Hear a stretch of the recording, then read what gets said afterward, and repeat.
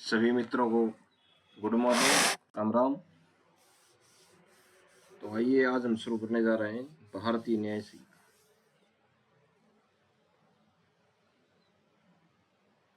जो भारतीय न्याय संहिता है 2023, इसको हम शुरू करने जा रहे हैं। इसके बारे में जो मुख्य जो तथ्य जो हैं उनको देखते हैं। तो शुरू करते हैं भारतीय न्याय संहिता। भारतीय न्याय संहिता 2023, ठीक है। तो ये जो भारतीय दंड संहिता के पहले लागू थी और उसकी जगह पे भारतीय न्याय संहिता लगाई गई है। आइए शुरू करते हैं भारतीय अधिनियम धारा 2(1). छोटे छोटे पॉइंटों को देखते हुए चलते हैं। तो भारतीय न्याय संहिता में धारा 2 की उपधारा 1, इसमें जो बात कही गई है वो बात कही गई है कार्य क्या है, ठीक है।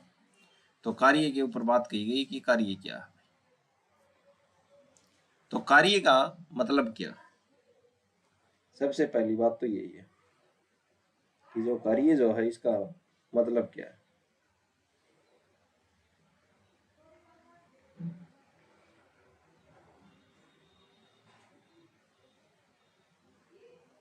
तो कार्य का मतलब क्या है? कार्य सिर्फ एक छोटा सा या एक बार किया गया काम नहीं होता, ठीक है। तो क्या होता है? यह एक पूरा व्यवस्थित काम या कामों की श्रृंखला सीरीज भी हो सकती है, ठीक है।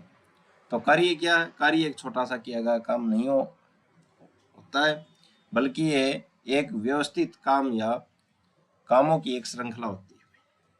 यह बात धारा 2 की उपधारा 1 जो कार्य है उसमें ये बात कही गई है, ठीक है। ओम प्रकाश केस में कोर्ट ने कहा कि कार्य का मतलब सिर्फ कोई खास या तुरंत किया गया काम नहीं है, बल्कि ऐसा काम भी हो सकता है जो योजना बनाकर लगातार किया जाए। तो ओम प्रकाश के केस में कोर्ट ने कहा था कि कार्य का मतलब सिर्फ कोई खास या तुरंत किया गया काम नहीं है, बल्कि ऐसा काम भी हो सकता है जो योजना बनाकर लगातार किया गया हो। तो ये थी कार्य की परिभाषा, ठीक है। आसान शब्दों में देखते हैं इसको। अगर कोई व्यक्ति कई स्टेप्स में कोई गलत काम करता है तो वे सारे स्टेप्स मिलकर एक कार्य माने जा सकते हैं, ठीक है। तो कार्य की परिभाषा, कार्य भारतीय न्याय संहिता BNS की धारा 2 की उपधारा 1 में कार्य के बारे में बताया गया। आगे देखते हैं। आगे है हमारे पास नकली क्या है? यानी कि कोई नकली सामान, कोई असली जो चीज है उसके बदले में दे देता है उसको, वो होती है नकल। तो नकल का जिक्र कहाँ पे किया गया है? भारतीय न्याय संहिता की धारा यानी कि BNS की धारा 2 की उपधारा 4 में नकली का जिक्र किया गया। नकली किसे कहते हैं? अगर कोई चीज इस तरह बनाई जाए कि वो किसी असली चीज से मिलती जुलती लगे और बनाने वाले का इरादा लोगों को धोखा देने का हो, या उसे पता हो कि इससे धोखा हो सकता है, तो उसे नकली कहा जाएगा, ठीक है। यानी कि कोई चीज है, तो कोई चीज इस तरह से बनाई गई है कि वो असली की तरह मिलती जुलती हो, ठीक है। जैसे कई बार देखे होंगे मार्केट में, एक तो असली जूते होते हैं एडिडास के, और उसी एडिडास की जो स्पेलिंग है उसमें मिस्टेक कर देते हैं और वही स्टिकर लगा देते हैं, ठीक है। तो हूबहू कैसे बना दिए, जो असली जो एडिडास की जो चीज है वैसे की वैसे बना दी, लेकिन स्पेलिंग में थोड़ी मिस्टेक कर दी, ठीक है। कई बार लोग जो है जल्दबाजी में उस स्पेलिंग को पढ़ते नहीं और वैसे क्या वो मान लेते हैं कि ये एडिडास की है। ठीक है, तो ये क्या है, नकल है। ठीक है, तो मिलती जुलती लगे और बनाने वाले का इरादा लोगों को धोखा देने का हो, धोखा देने का है, या उसे पता हो कि इससे धोखा हो सकता है, तो उसे नकली कहा जाएगा। ठीक है, धारा 2 भारतीय न्याय संहिता की उपधारा 4 में ये बात कही गई है नकली के बारे में। ठीक है, नकली चीज का हूबहू होना जरूरी नहीं है। ठीक है, बस इतना काफी है कि वह असली जैसी लगती हो और लोगों को धोखा दे सके। ठीक है, यानी कि लोगों को धोखा देना और असली की तरह लगती हो। केस था के हासिम बनाम तमिलनाडु राज्य। केस में सुप्रीम कोर्ट ने कहा कि नकली चीज बिल्कुल असली जैसा होना जरूरी नहीं है। तो के हासिम के मामले में, तमिलनाडु का जो मामला था, इसमें कोर्ट ने कहा था कि नकली चीज बिल्कुल हूबहू होनी जरूरी नहीं है। ठीक है, मतलब अगर कोई नोट थोड़ा अलग है, जैसे नकली नोट होते हैं, है तो वैसे नोट ही दिखते हैं लेकिन है क्या, नकली। अगर कोई नोट थोड़ा अलग है लेकिन देखकर आम आदमी को असली लगे तो वह नकली माना जाएगा। नकली नोट, इसमें सिर्फ भारतीय नोट नहीं आते। अगर कोई अमेरिकी डॉलर या किसी भी देश का नोट नकली बनाता है तो वो भी क्या है, अपराध है। तो ये बात कहाँ पे कही गई है नकली के बारे में, धारा 2 की उपधारा 4 में ये बात कही गई है भारतीय न्याय संहिता में। आगे देखते हैं, आगे है न्यायालय। न्यायालय क्या है, तो न्यायालय जो है, न्यायालय की परिभाषा कहा दी गई है धारा 2 की उपधारा 5 में। ये बात न्यायालय की परिभाषा दी गई है भारतीय न्याय संहिता में। ठीक है, यानी कि बीएनएस में। न्यायालय किसे कहते हैं, वह व्यक्ति, जज, जिसे कानून ने अकेले न्यायिक काम करने का अधिकार दिया हो। ठीक है, या जजों का समूह जिसे मिलकर न्यायिक काम करने का अधिकार हो। ठीक है, क्या हो, न्यायिक काम करने का अधिकार दिया हो, या जजों का समूह जिसे मिलकर न्यायिक काम करने का अधिकार हो, न्यायालय। लेकिन शर्त यह है कि वे न्यायिक रूप से काम कर रहे हो। ठीक है, आसान भाषा में, जब कोई जज या जजों की टीम कानून के अनुसार फैसला सुनाती है तो वो क्या है, न्यायालय है। अगर ये भी याद नहीं रहे तो सीधी बात एक लाइन में ये है, जब कोई जज या जजों की टीम कानून के अनुसार फैसला सुनाती है तो वो क्या है, न्यायालय। ठीक है, न्यायालय का मतलब, न्यायालय मतलब जजों का वो स्थान या संस्था जहां कानून के अनुसार न्याय दिया जाता है। ये और भी आसान हो गया भाई इससे। ठीक है, न्यायालय की परिभाषा धारा 2 की उपधारा 5 में ये बात कही गई है। जिन्हें, 2 शर्तें भाई इसकी, जिन्हें कानून के न्यायिक काम करने का अधिकार दिया हो या जो वास्तव में न्यायिक कार्य कर रहे हो। ठीक है, लॉर्ड कोक के अनुसार, लॉर्ड जो कोक जो थे, इन्होंने क्या कहा न्यायालय के बारे में, न्यायालय वह जगह है जहां न्याय कानूनी तरीके से दिया जाता है। तो जहां न्याय कानूनी तरीके से दिया जाए वो क्या है, न्यायालय है। ठीक है, ये लॉर्ड कोक ने ये बात कही थी। ठीक है, जहां जज बैठकर कानूनी तरीके से फैसला सुनाते हैं वो क्या है, न्यायालय है। ठीक है, कई प्रकार से इसकी बात, ये परिभाषा बता दी है। ठीक है, तो यह है क्या है, न्यायालय। भारतीय न्याय संहिता धारा 2 की उपधारा 5 में ये बात कही गई। आगे चलते हैं, आगे है बेईमानी से। ठीक है, बेईमानी से धारा 2 की उपधारा 7 में बेईमानी से बात कही गई है, यानी कि बेईमानी से काम करना मतलब।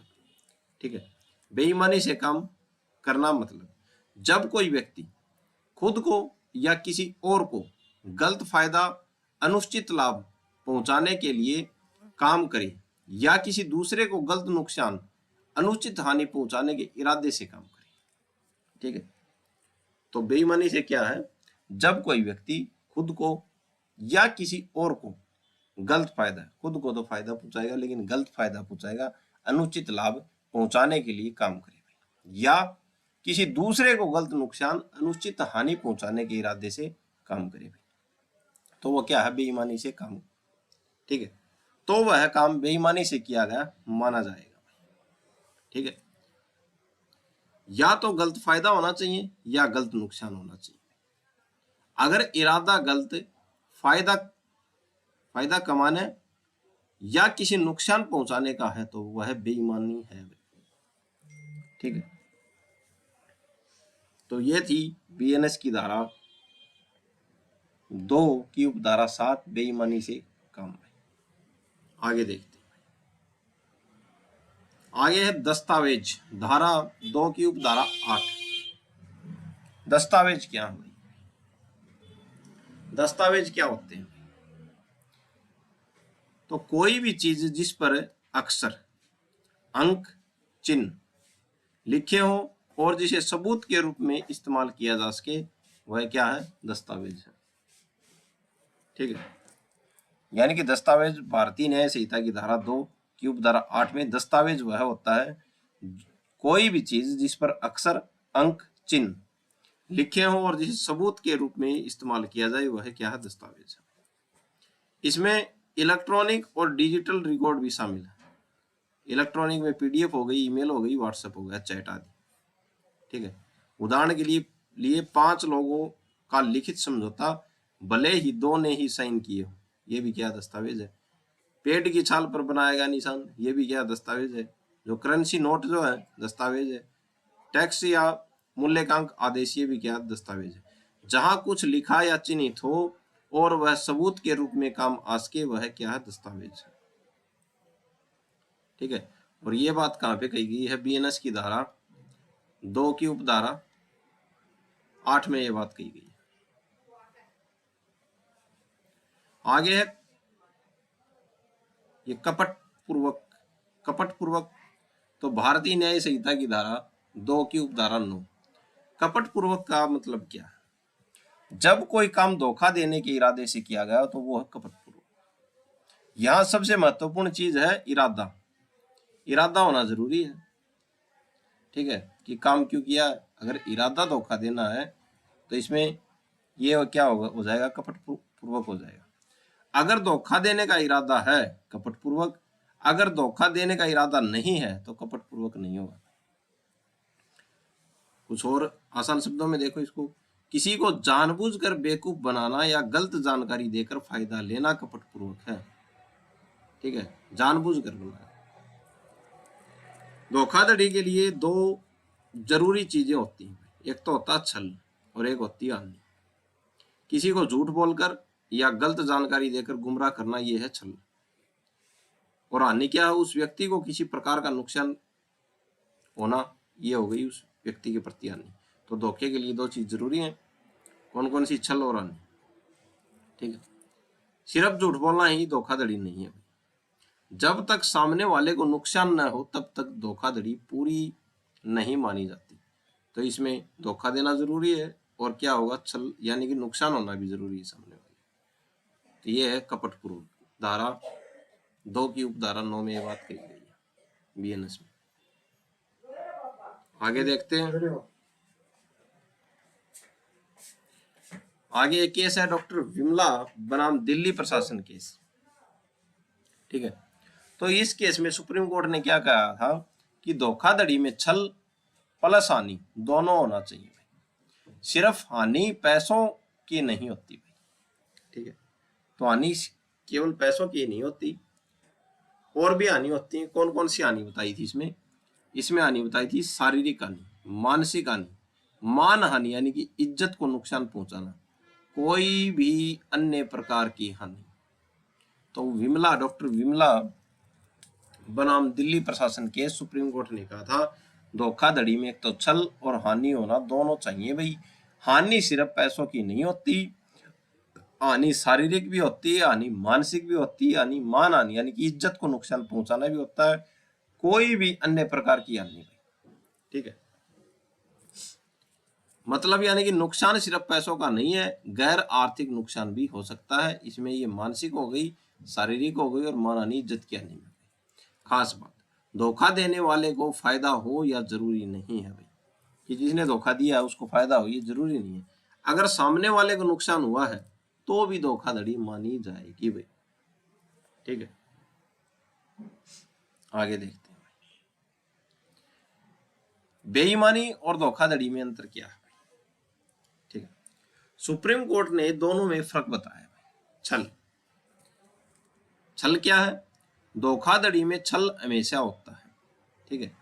बेईमानी में छल जरूरी नहीं है भाई, ठीक है। सुप्रीम कोर्ट ने दोनों में फर्क बताया। धोखाधड़ी जो होगी उसमें छल होना, छल हमेशा होता है, लेकिन बेईमानी जो हो उसमें छल होना जरूरी नहीं, ठीक है। क्योंकि ये बात यहाँ पे कही हुई है, ठीक है, कि जब कोई काम धोखा देने के इरादे से किया जाता है तो क्या है वो कपटपूर्वक काम है, ठीक है। लेकिन इसमें क्या है, हानि जरूरी नहीं। इसमें ये बात कही गई नीचे सुप्रीम कोर्ट द्वारा,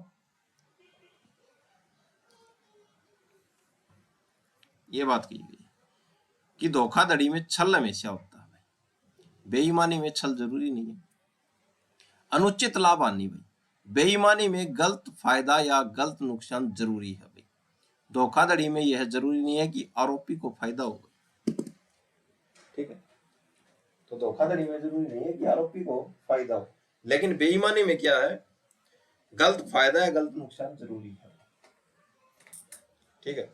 और बेईमानी में छल जरूरी नहीं है, लेकिन धोखाधड़ी में छल हमेशा होता है, ठीक है। और बेईमानी में छल जरूरी नहीं है, लेकिन बेईमानी में गलत फायदा या गलत नुकसान जरूरी है, ठीक है। आगे देखते हैं। कुछ काम ऐसे हो सकते हैं जो धोखाधड़ी और बेईमानी दोनों से हों, लेकिन हर बेईमानी धोखाधड़ी नहीं होती भाई, ठीक है। और हर धोखाधड़ी बेईमानी नहीं होती, ठीक है। आइए देखते हैं। धोखाधड़ी के इरादे से क्या मतलब है? अगर किसी व्यक्ति का मकसद खुद को फायदा पहुंचाना था, या फायदा होने की संभावना थी, या किसी दूसरे को नुकसान पहुंचाने की संभावना थी, तो कहा जाएगा कि उसने धोखाधड़ी के इरादे से काम किया, ठीक है। यहां भी सबसे महत्वपूर्ण चीज है इरादा, ठीक है, धोखाधड़ी। आगे बात करते हैं लिंग, ठीक है। लिंग का मतलब धारा, भारतीय न्याय संहिता की धारा 2 की उपधारा 10 में बात कही है लिंग की, ठीक है। कानून में अगर वह या पुल्लिंग शब्द लिखा है तो उसका मतलब सिर्फ पुरुष नहीं होता, ठीक है। कानून में या तो वह लिखा हो और या पुल्लिंग शब्द लिखा हो तो इसका मतलब सिर्फ पुरुष नहीं होता है। वह शब्द पुरुष, महिला और ट्रांसजेंडर सब के लिए इस्तेमाल होता है भाई कानून, ठीक है। और एक और नियम है भाई, एक वचन एक व्यक्ति लिखा हो तो उसमें बहुवचन कई लोग भी शामिल हो सकते हैं, ठीक है। पुल्लिंग लिखा हो तो उसमें स्त्रीलिंग भी शामिल हो सकता है। तो इसमें लिंग की परिभाषा दी गई है कहां पे, धारा 2 की उपधारा 10 में, ठीक है। तो आज के लिए इतना ही। जो भी ये छोटे छोटे फैक्ट हैं आपको समझ में आए होंगे। तो इस क्लास को हम यहीं पे विराम देते हैं। आज के लिए इतना ही। धन्यवाद।